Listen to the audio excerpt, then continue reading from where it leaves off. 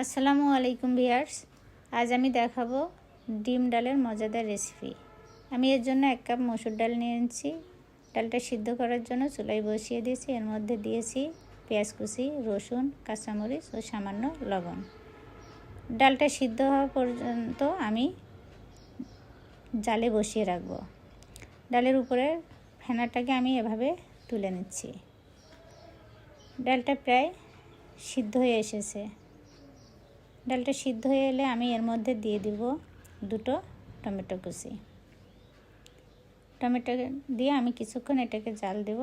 এখন এর মধ্যে দিব একটু হলুদের গুঁড়া। হলুদের গুঁড়াটা দেওয়ার পরে আমি এটাকে আরেকটু নেড়েচেড়ে জালে বসিয়ে রাখব।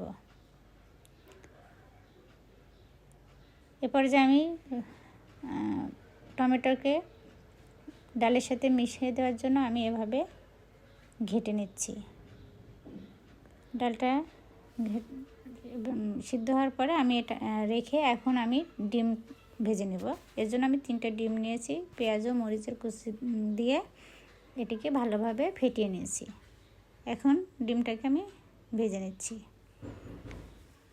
ডিমটা আকৃতি আমি এভাবে করে নিচ্ছি, পাটিসাপটা পিঠার মতো। এখন আমি এই ডিম ভাজিটাকে ছোট ছোট টুকরো করে নিচ্ছি। দেখুন আমি এভাবে কেটে নিচ্ছি। হয়ে গেছে আমার ডিম ভাজি। এখন চুলায় কড়াই বসিয়ে তাতে দিয়ে দিচ্ছি আমি তেল।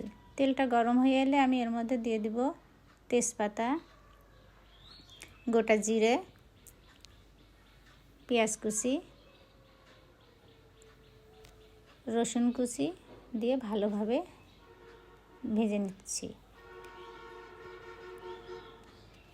এটার রং বাদামি রঙে হয়ে এলে আমার সিদ্ধ করে রাখা ডাল ও টমেটো এর মধ্যে আমি দিয়ে দিব। এটার মধ্যে এখন আমি দিয়ে দিচ্ছি ভেজে রাখা ডিমের টুকরাগুলো, দিয়ে আমি ছড়িয়ে দিচ্ছি ধনিয়া পাতা। এখন এটাকে আরও কিছুক্ষণ জাল দিতে থাকব। দেখুন কি সুন্দর একটা কালার চলে এসেছে। এভাবে আমি জালে বসিয়ে রাখবো আরও কিছুক্ষণ।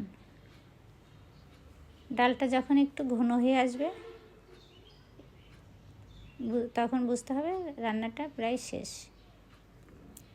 দেখুন এ পর্যায়ে আমার ডিম ডাল রান্না শেষ। রেসিপিটা কেমন হলো জানাবেন।